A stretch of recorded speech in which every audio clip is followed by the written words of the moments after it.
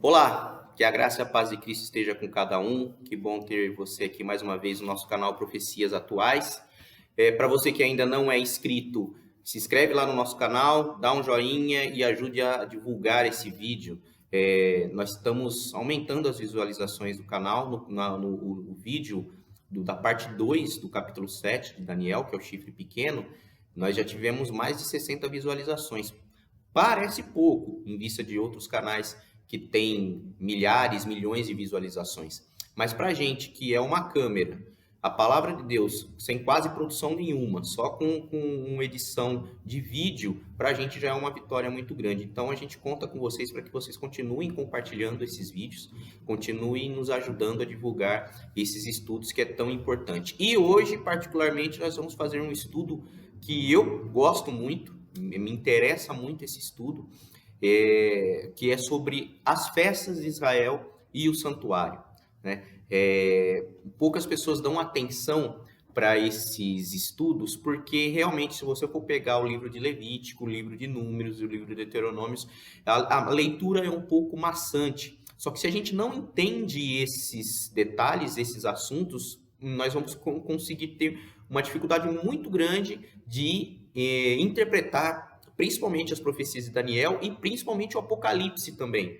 E toda a doutrina baseada do cristianismo provém também do santuário e das festas de Israel, porque o cristianismo sai do judaísmo e toda a fé judaica é em volta dessas festas e do santuário. Eu provavelmente não devo ter falado isso no último vídeo, que era a lição de casa para esse vídeo. Então, você vai dar pause agora nesse vídeo, vai ler o capítulo 23 e o capítulo 16 de Levítico nessa ordem, porque a gente vai seguir essa ordem do estudo, o capítulo 23 e o capítulo 16. Depois você volta aqui e continue conosco para poder interpretarmos, entendermos melhor sobre esse capítulo.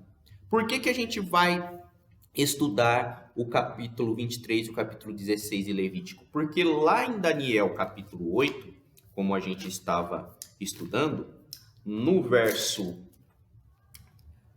14, ele fala: e ele me disse, até 2.300 tardes e manhãs, e o santuário será purificado. Então, nós temos que entender o que é a purificação do santuário e o que é o santuário. Então, agora que você já leu o capítulo 23 e o capítulo 16, feche seus olhos, ou onde você estiver, não sei onde você está assistindo esse vídeo, se você puder, fique em atitude de oração para que nós possamos começar esse estudo. Pai bendito, te louvamos mais uma vez por dar a oportunidade de estudar a tua palavra. E agora, nesse assunto tão importante, precisamos aprender que seu Santo Espírito seja o nosso professor mais uma vez. Perdoa os nossos pecados, nós te pedimos em nome do Senhor Jesus Cristo. Amém. Então vamos lá.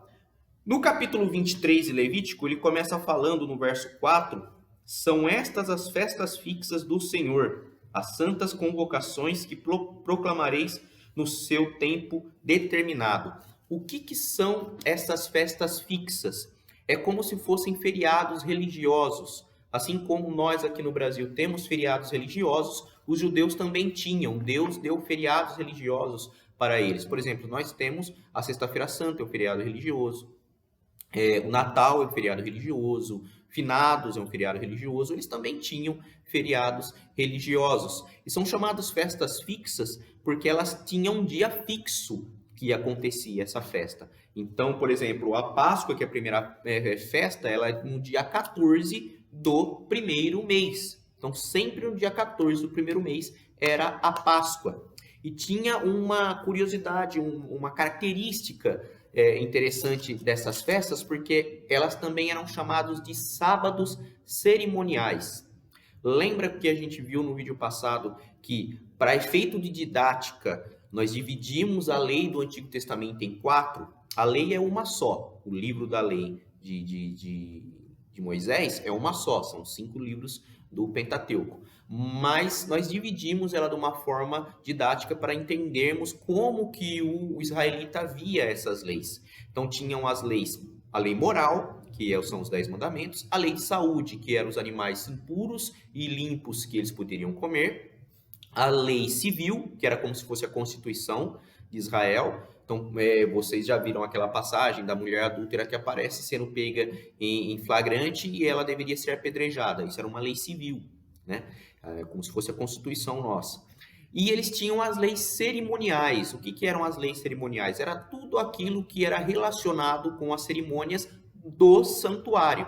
Então, tudo aquilo que era relacionado ao santuário era chamado de lei cerimonial. E essas festas fixas eram chamadas de sábados cerimoniais. Por quê? O dia dessa festa era chamado de sábado, porque a palavra sábado, no original do hebraico, Shabat, ela significa cessação de serviço. E se você for pegar nessas festas, você que já leu o capítulo 23, ele fala que em quase todas as festas, exceto uma, que é o dia das primícias, ele fala, nenhuma obra servil fareis. Então, nesse dia, ninguém trabalhava. Ninguém podia trabalhar. Era um sábado. Só que, como ele era uma festa fixa, ele tinha um dia fixo para cair, caísse quando caísse. Por exemplo, no dia da expiação, no verso 32, ele fala, sábado de descanso solene vos será. Então, afligirei a vossa alma, aos 9 do mês, de uma tarde a outra tarde, celebrarei o vosso sábado. Então, do 9 até o dia 10, do pôr do sol do dia 9 ao pôr do sol do dia 10, era sábado. Quando cai o dia 10 do 7º mês? Varia de ano para ano. Por exemplo, nós estamos gravando esse vídeo no dia... Deixa eu ver que dia que é hoje. No dia 8 de maio. 8 de maio esse ano caiu na sexta-feira. Ano que vem vai cair no sábado. Outro ano vai cair no domingo. Se for ano bissexto, vai cair 2 dias para frente. Então, quando que cai o dia 10 do 7º mês? Depende do ano. Então, se o dia 10 do 7º mês caísse numa terça-feira, aquela terça era sábado, porque você parava de trabalhar. E quando esse dia, esse sábado cerimonial, caía num sábado semanal, era chamado grande sábado. Você pode ver lá em João, no capítulo 19, no verso 31, fala, então os judeus, para que no sábado não ficassem os corpos na cruz, visto como era a preparação, pois era grande o dia daquele sábado, rogaram a Pilatos que lhe quebrassem as pernas e fossem tirados. Então Jesus morre numa Páscoa. A Páscoa caía dia 14 do 1º mês. E naquele ano a Páscoa caiu na sexta-feira, que os judeus chamavam de dia da preparação. No próximo dia era outra festa, que nós vamos ver, que era a festa dos pães asmos, que também era um sábado. Então, o dia dos pães asmos era um sábado que caía num sábado, então era chamado de o grande sábado. Quando um sábado cerimonial caía dentro de um sábado semanal, é chamado de grande sábado. Então, era mais ou menos assim que funcionava a vida religiosa dos israelitas.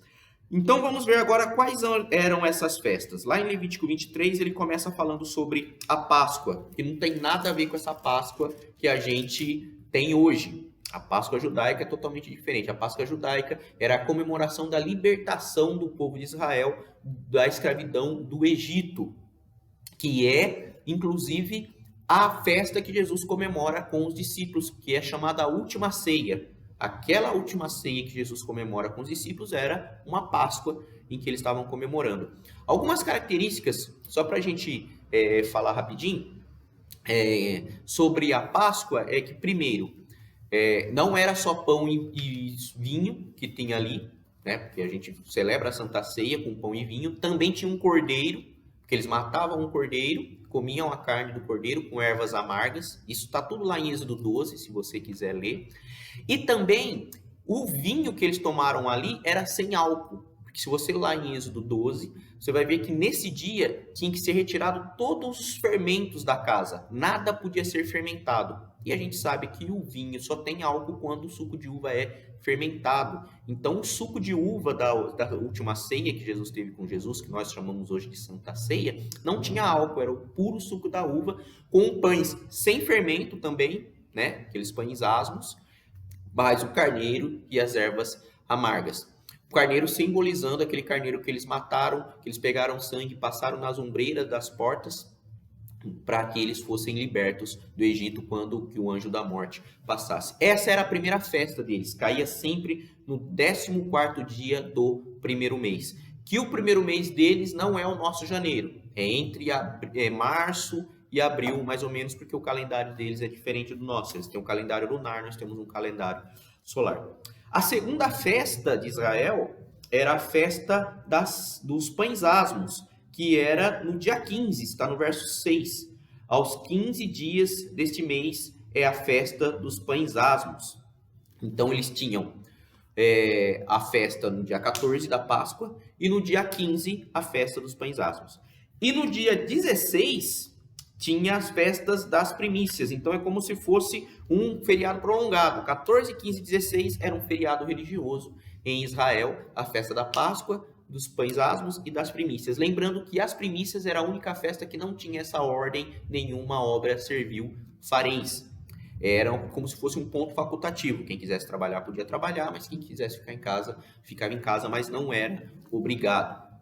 Outra coisa, era sempre de pôr do sol a pôr do sol, porque na Bíblia conta-se o dia como o término e o começo dele na parte escura, o que faz mais sentido. Por exemplo, hoje, quando a gente fala que começou o dia, a gente fala que é meia-noite. Meia-noite é 0 hora. Se é 0 hora, por que a gente chama meia-noite? Porque se é meia-noite, já passou metade da noite. Se já passou metade da noite, não é 0 hora. Então, eles entendem que quando anoitece, termina e começa outro dia. Então, de um pôr do sol ao pôr do sol, eles celebravam essas festas. Já começava no pôr do sol do dia 14 para o dia 15, do dia 13 para o dia 14, depois o dia 15 e depois o dia 16. Passado o dia das primícias, contava-se 50 dias e tinha a festa do Pentecostes, que significa 50 dias após o sábado cerimonial, que seria a Páscoa, o pães asmos e a primícias, que é um nome latim, né? Porque o original seria o Shavuot, que era a festa da colheita, que é o Pentecostes. Essa festa era sempre 50 dias após as festas das primícias. Então, a Páscoa simbolizava a libertação do povo de Israel. O dia dos pães asmos, eles só comiam coisas sem fermento, além da Páscoa. A festa das primícias, eles ofereciam os primeiros frutos. E 50 dias após, eles tinham a festa da colheita, que também comemoravam o recebimento das tábuas da lei. Se você for lá ler em Êxodo, capítulo 19, e fazer as contas, você vai ver que quando Moisés chega no Sinai, e com o povo, é exatamente 50 dias após a Páscoa. Então, eles também comemoravam o recebimento das tábuas da lei no dia de Pentecostes. Depois, isso é no verso 15 do capítulo 23. Depois, no verso 24, nós temos as festas das trombetas, que diz assim: fala aos filhos de Israel, dizendo: no mês 7º, ao 1º do mês, tereis descanso solene, memorial com sonidos e trombetas, santa convocações. E nenhuma obra servil fareis, mas trarei ofertas queimadas ao Senhor. Lembrando que todas essas festas eles tinham que ir num santuário trazer ofertas queimadas, né? Holocaustos, sacrifícios para o Senhor. Essa festa das trombetas, você deve estar imaginando uma trombeta, quando na verdade é essa imagem aí. É o famoso shofar, que era um chifre de carneiro. Então, eles sopravam esses chifres avisando que era a festa das trombetas. Para que servia essas festas das trombetas, que era no 1º dia do 7º mês? Porque 10 dias depois, no verso 27, fala que seria o dia da expiação. Esta é a festa que mais nos importa, nós vamos falar mais um pouquinho dela depois que a gente falar sobre o santuário. Essa festa da expiação tem vários nomes. Ela pode ser chamada de dia da expiação, dia do perdão, dia do juízo ou dia da purificação do santuário. É toda a mesma festa. É a mesma coisa, só muda o nome. E nesse dia era chamado o dia do Ano Novo Judaico. Então eles faziam todo um ritual, que nós vamos conversar sobre um pouco mais, sobre essa festa. E no dia 15, depois no verso 34, tinha a festa dos tabernáculos e fechava essas festas de Israel. Posteriormente, eles tiveram outras festas, por exemplo, a festa da dedicação do templo. Inclusive, essa festa está no Novo Testamento. Jesus vai celebrar essa festa no capítulo 7, se eu não me engano, de João. Porém, não é uma festa instituída por Deus. É uma festa quando que Judas Macabeu, com a revolta dos Macabeus, vence Antíoco Epifânio e dedica o templo mais uma vez. Então, acabou se chamando a festa da dedicação do templo, ou o Chanukah, né? Bom, depois que a gente entende essas festas, são 7 festas de Israel, 14º dia do primeiro mês, a Páscoa. 15º dia do primeiro mês, o dia dos pães asmos. 16º dia do primeiro mês, festa das primícias. 50 dias após essas festas, o dia do Pentecostes. Depois, o primeiro dia do 7º mês, dia das trombetas. No 10º dia do 7º mês, o dia da expiação. E no 15º dia do 7º mês, o dia dos tabernáculos. Essas são as festas fixas, os sábados cerimoniais do povo de Israel. Tudo isso era para apresentar ofertas queimadas ao Senhor, sacrifícios ao Senhor no santuário. O que era o santuário? Em Êxodo capítulo 25, no verso 8, Deus fala assim para Moisés: e me farão um santuário para que eu possa habitar no meio deles, segundo tudo que eu te mostrar para modelo do tabernáculo e para modelo de todos os seus móveis, assim mesmo o fareis. A palavra tabernáculo ou santuário significa tenda. O original dele, a tradução dela é tenda. Então é como se Deus falasse assim para Moisés: ó, o meu povo está morando em tendas no deserto e eu quero habitar junto com o meu povo. Então Moisés, faz uma tenda para mim, constrói uma tenda para mim para que eu possa habitar no meio do povo. Só que ele dá umas ordens específicas, como que deveria ser essa tenda de acordo com o modelo que ele mostra para Moisés. Nós vamos falar isso no vídeo que vem. E aí Moisés começa a construir esse santuário. E está aí a imagem do que seria mais ou menos um santuário por fora. Isso é uma descrição baseada no texto bíblico, como que deveria ser esse santuário por fora. Nós tínhamos o pátio, lá fora do pátio tinha o altar de holocausto e a pia de bronze para a purificação. Toda vez, além das festas cerimoniais, toda vez que alguém de Israel pecava, ele deveria pegar um animalzinho, e aí varia de pecado, poderia ser um cordeiro, poderia ser um novilho, poderia ser um bode, poderia ser uma rolinha, varia de grau de pecado e de status social também. Mas geralmente era uma ovelha, um cordeiro de 1 ano, macho e sem defeito, sem mancha nenhuma. Então, vamos supor que eu pequei, eu briguei com alguém dali, cometi o pecado, transgredi um mandamento. Eu teria que pegar esse cordeiro, levar até o santuário, entrar no pátio e eu matava o cordeiro. Eu degolava esse cordeiro, o sacerdote pegava o sangue desse cordeiro e levava para dentro do santuário. E aí colocava-se esse animal em cima do altar de holocausto e aquele animal era queimado ali no altar. O sacerdote, com uma vasilha com esse sangue, se purificava na pia de bronze, lavava as mãos, lavava os pés e adentrava no santuário. E aí nós temos uma imagem como se deveria ser o santuário por dentro. Ele tinha 2 cômodos. O primeiro cômodo, você tinha o candelabro, que era chamado a menorá, com 7 pavios para iluminar o local. Nós tínhamos uma mesa com os 12 pães da preposição que representavam as 12 tribos de Israel. E tínhamos um altar de incenso, em frente a uma cortina que separava um cômodo do outro. Esse cômodo era chamado lugar santo e essa cortina separava outro cômodo que era chamado lugar santíssimo ou santo dos santos. E dentro desse lugar santíssimo tinha a arca da aliança, que era um móvel que continha lá dentro as tábuas dos 10 mandamentos, a vara de Arão, que floresceu para mostrar que ele seria o sumo sacerdote, o principal dos sacerdotes, mais um pouco do maná, que era o pão que Deus dava para eles todos os dias. Então, o sacerdote pegava esse sangue, entrava dentro do santuário e aspergia esse sangue nesse véu que separava o lugar santo do lugar santíssimo. Era uma forma de mostrar que os meus pecados que eu tinha cometido e transferido para o cordeiro, agora é transferido para o santuário. O santuário, tudo nele apontava para Cristo. Tudo no santuário apontava para Cristo. Desde o cordeirinho que eu levava lá, quando João Batista falou, eis o cordeiro que tira o pecado do mundo, representava Cristo. O altar de holocausto representava a morte de Cristo. Quando eu adentro dentro do santuário, eu tenho o candelabro, que simbolizava Cristo, que é a luz do mundo, ele ilumina. E também o Espírito Santo, por causa que era o azeite que alimentava essa chama.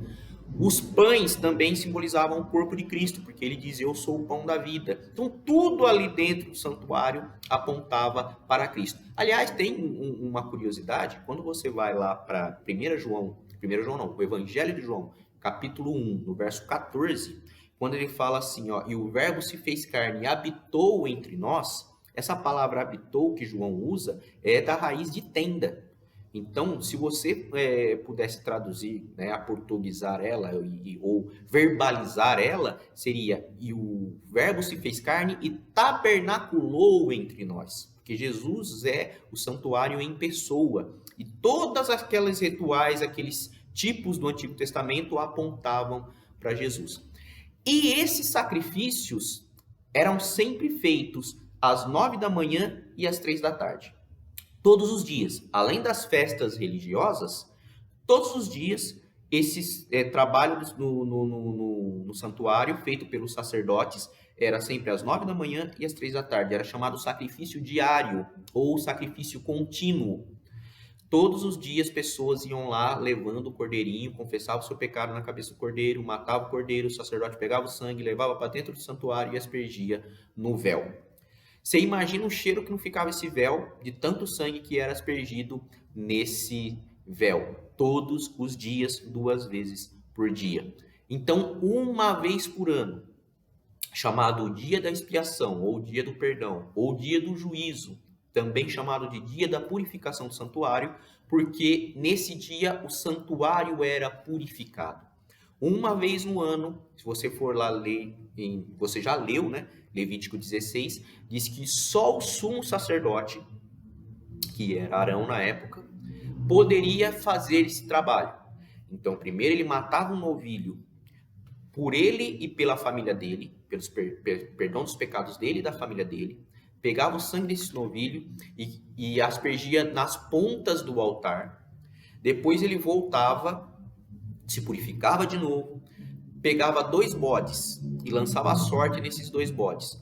Um bode era para o Senhor e o outro era o bode emissário. Tem algumas pessoas que têm uma dificuldade com esse bode emissário. Esse bode emissário, o original dele é Azazel. E fala que esse bode Azazel é o bode de Satanás e ele que era responsável por carregar os pecados. Por quê? Porque esse bode que era lançado sorte e dedicado ao Senhor, ele era morto. Nós vamos ver o que fazer com ele. E o outro bode, quando o sacerdote saía, ele colocava a mão na cabeça desse bode, confessava os pecados do todo o povo nesse bode e lançava no deserto. Alguém levava ele para o deserto para morrer lá. Quem tirava o pecado do povo não era esse bode. Esse bode só era um símbolo de quem era responsável pelo pecado. Quem tirava o pecado do povo era o outro bode, porque em Hebreus diz que sem derramamento de sangue não há perdão dos pecados. Então, esse outro bode que era morto no deserto não representava a Cristo. Depois que ele separava esses 2 bodes, um para o Senhor, outro para Azazel, ele matava esse bode do Senhor, pegava o sangue desse bode e adentrava no lugar santíssimo. Ele passava pelo lugar santo, ia no lugar santíssimo e aspergia 7 vezes o sangue do bode em cima da arca da aliança, do propiciatório, que era a tampa da arca. E depois que ele fazia todo esse ritual, ele saía de dentro do santuário e aí sim fazia todo esse ritual com o bode emissário, mandava ele para o deserto. Enquanto isso, todo o povo fora do santuário tinha que afligir a sua alma. O que era isso? De um pôr do sol a pôr do sol, ele tinha que lembrar todos os pecados que ele não pediu perdão durante o ano, para que Deus pudesse perdoar os pecados do povo. Então, se eu tinha alguma desavença com alguém, e nesse dia eu ainda não tinha me acertado com esse alguém, eu tinha que correr lá na tenda dessa pessoa e me acertar com ela. Porque diz que nesse dia, quem não afligisse a sua alma seria eliminado do povo. E depois de feito todo esse ritual, em que todo mundo tinha se afligido, todo o santuário tinha sido passado por esse ritual, então o sumo sacerdote saía de dentro do santuário e a glória de Deus aparecia em cima da Arca da Aliança, que era chamado Shekinah, e purificava o santuário. Um símbolo de que não é por obras que é a nossa salvação, porque ninguém podia tirar aquele véu dali e lavar o véu. porque senão era salvação por obras. Os meus pecados foram transferidos para o santuário. E agora, no dia da purificação do santuário, é Deus que purifica todo o santuário. Todos aqueles pecados que durante um ano inteiro foram transferidos simbolicamente para dentro do santuário. Esse era o dia da expiação. Por isso que nós não podemos associar a essa data de até 2.300 tardes e manhãs o santuário seria purificado com o Antíoco Epifânio. Porque quando Antíoco Epifânio profana o templo e depois que Judas Macabeus reconquista o templo, aquilo que Judas Macabeus fez não foi uma purificação do santuário, foi uma dedicação, uma rededicação do templo, que na época não era mais nem santuário, já tinha se tornado um templo, né?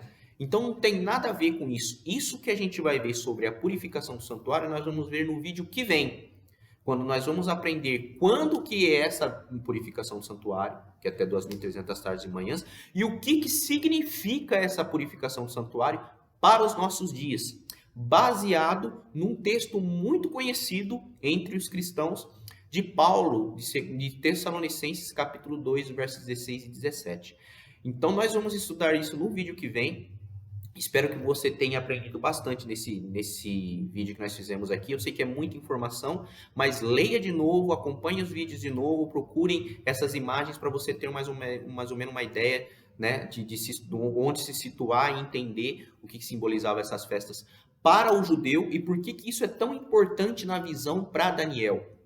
Nós vamos aprender no capítulo 9 que essa visão foi a parte da visão que mais perturbou Daniel. Então, que Deus abençoe, que esse estudo possa fazer alguma diferença na sua formação bíblica, né? No seu conhecimento das Escrituras, e esteja conosco aqui no próximo vídeo, que aí sim, nós vamos pegar todas essas pontas que nós abrimos e amarrá-las tudo para fechar nesse término do capítulo 8 do livro de Daniel. Que Deus abençoe e que a graça e a paz de Cristo esteja com cada um.